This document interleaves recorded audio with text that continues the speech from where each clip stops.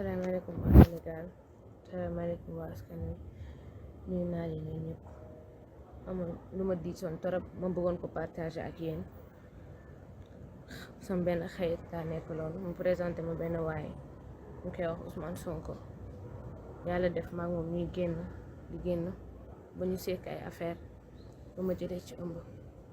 Yàlla def mu ne ma Maroc ngay accoucher, ma dem ba Maroc. Li ma doon yónneetuma ko, li ma doon jox yëpp mu wàññi ko. Yàlla def ma am ku ma xam mu jàppale ba ma ñibbisi.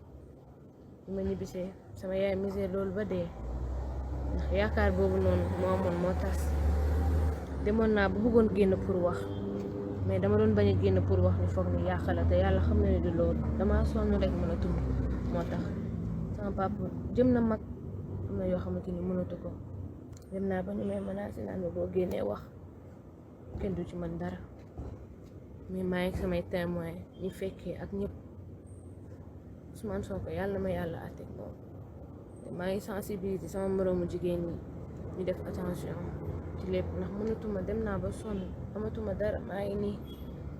Ousmane Sonko yàq na sama àdduna. demoon na ba sama papa defoon fi vidéo ba naroon ko génne fii, lépp pour suturaat ko rek bañ problème moo taxoon ñu bàyyi.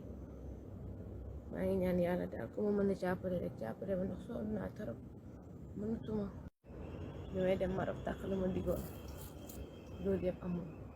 xam nga rek yaakaar bu tas, loolu yëpp ma koy dund. mu naan ma naa la takk, may dund ak moom lu ne, loolu rek a ma metti, mais du neneen. ba pare bu may menacé naan ma boo génnee wax kenn du si man dara, mais dama sës. du pour yàq nag moo tax ma génn di wax, te parce que dama sonn, mënatuma, awma ku ma jàppale. sama yaay misère na lii ba gaañu, instant amatuma lu may wax, maa ngi nii kenn xamul lu may